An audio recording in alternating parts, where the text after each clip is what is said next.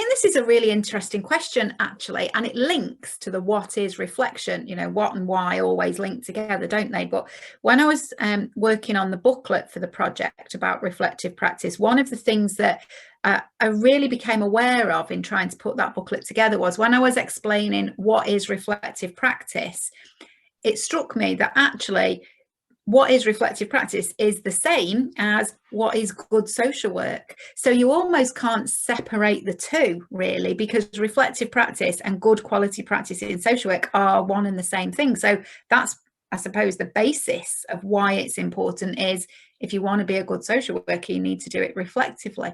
And I suppose that children and their families have a right to expect that any professional involved in their life is going to take that responsibility very seriously, and they're going to think about what they're doing, and they're going to draw on research and knowledge and understanding and think about theory and use all of that as part of their practice, because people have a right to expect that the decisions that we're making are based on thorough thought, if you like. So I suppose that's, for me, one of the main reasons it's important.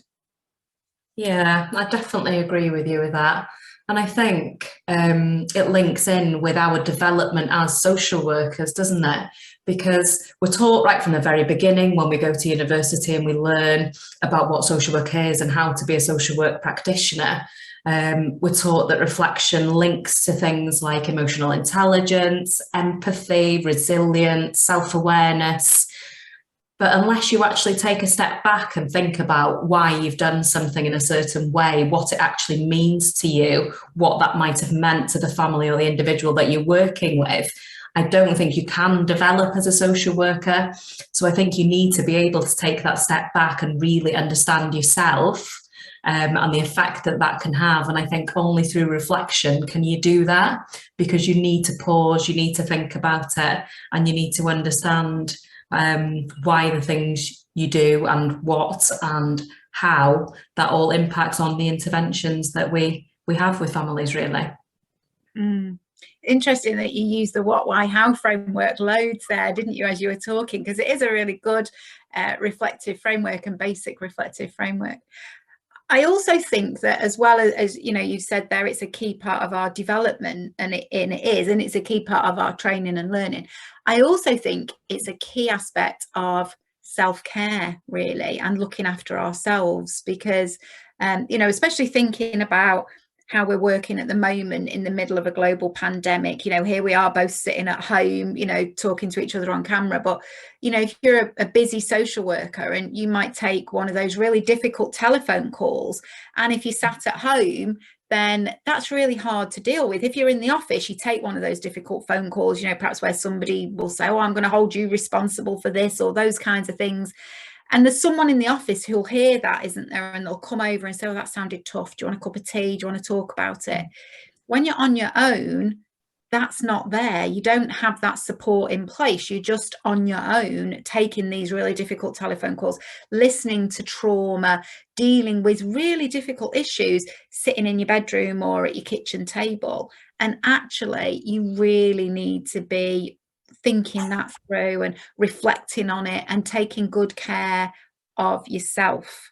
I know that you and I have talked quite a bit about moral injury as a concept, which is really just about that, I suppose, element of where the psychological distress that the work that we do can create for us. And I've been very worried about a sort of increased experience of moral injury in staff who are working at home and working in isolation. But what we know, all of the research around moral injury tells us that the one thing that can prevent moral injury or can mitigate how significant it is reflection and reflective supervision. So I think it's, there's research there that tells us how important reflection is for looking after ourselves. Yeah, I would definitely agree with that.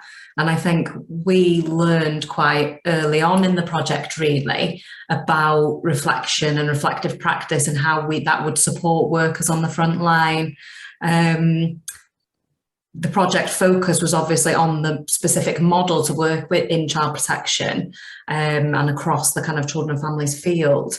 But I think we realised that kind of reflection was kind of underpinning everything, that we needed to provide space and thinking time for workers. And we kind of thought about how we could bring that in to kind of my role in the project to make sure that that was happening. Because when you're really stressed and you've got a lot on with work, it can be really hard to prioritise that reflective space and reflective time. And we talk a lot about prioritising in social work, I think. But for some reason, as social workers, it can be quite hard to actually do it because we think there's always something that's more important that we need to be doing. Absolutely. I think that takes us on to the next question as well, doesn't it?